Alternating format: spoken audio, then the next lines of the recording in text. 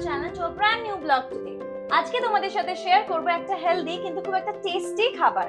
আর আমি কি বানাচ্ছি সেটা দেখতে হলে আমার এই ভিডিওটাকে পুরো শেষ অবধি দেখতে থাকো। আমি প্রথমেই একটা মিক্সার গ্রাইন্ডারে নিয়ে নিচ্ছি আটা, আর এটা কিন্তু গমের আটা না, এটা হলো জব বা জোয়ারের আটা।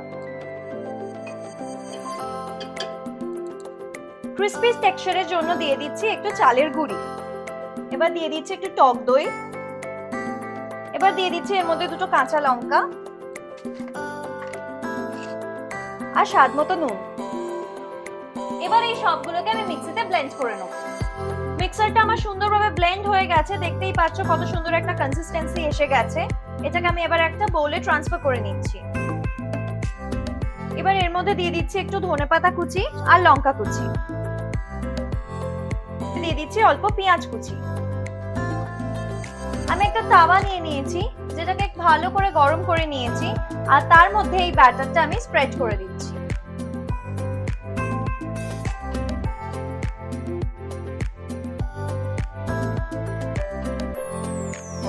এবার আমি এই ব্যাটারটাকে একদম স্লো হিটে কুক করে নেবো ঢাকা দিয়ে।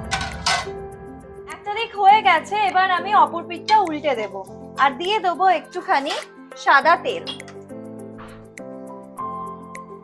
এবার এই পিঠটা হওয়ার জন্য আমি এবার ঢেকে দেবো। দুটো পিঠই ভালো করে ভাজা হয়ে গেছে, দেখতে পাচ্ছ কত সুন্দর একটা ক্রাঞ্চি টেক্সচারও এসে গেছে, আর এটা একদম রেডি। এবার আমি একটা বানাবো এর সাথে একটা কমপ্লিমেন্টারি স্পেশাল চাটনি। সাদা তেল নিয়ে নিচ্ছি। তেলটা গরম হয়ে গেছে, আমি এর মধ্যে দিয়ে দিচ্ছি এবার কাঁচা আম।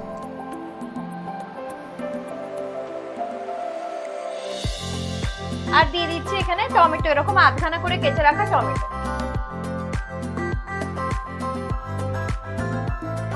আর দিয়ে দিচ্ছি একটু রসুন। টমেটো আর আমটা যতক্ষণ না সফট হচ্ছে, এটাকে আবার ঢেকে দিয়ে রান্না করে নেব। অর্ধেকটা আমটা যখন সেদ্ধ হয়ে যাবে, তার মধ্যে আমি এবার দিয়ে দিচ্ছি একটু পেঁয়াজ কুচি। এবার যতক্ষণ না পেঁয়াজটাও নরম হচ্ছে, এটাকে আমরা ভেজে নেব। দেখতেই পাচ্ছ এখানে হালকা হালকা পোড়ার একটা দাগ এসে গেছে। এবার এই স্টেজে আমি গ্যাসের ফ্লেমটা এবার অফ করে দিচ্ছি। সমস্ত আম আর টমেটো মিক্সচারটা আমি এবার মিক্সির মধ্যে নিয়ে নিয়েছি। এর মধ্যে এবার অ্যাড করে দিচ্ছি একটুখানি ধনেপাতা কুচি, পরিমাণ মতো নুন। এবার এটাকে ব্লেন্ড করে নেব। চাটনিটা রেডি হয়ে গেছে, এবার আমি এটাকে প্লেটিং করে নিচ্ছি। আমার এখানে জাওয়ার চিল্লা বা জাওয়ার দোসা যেটাই বলো না কেন, সেটা রেডি হয়ে গেছে, আর তার সাথে যে কমপ্লিমেন্টারি চাটনিটা বানিয়েছি সেটাও এখানে রেডি হয়ে গেছে।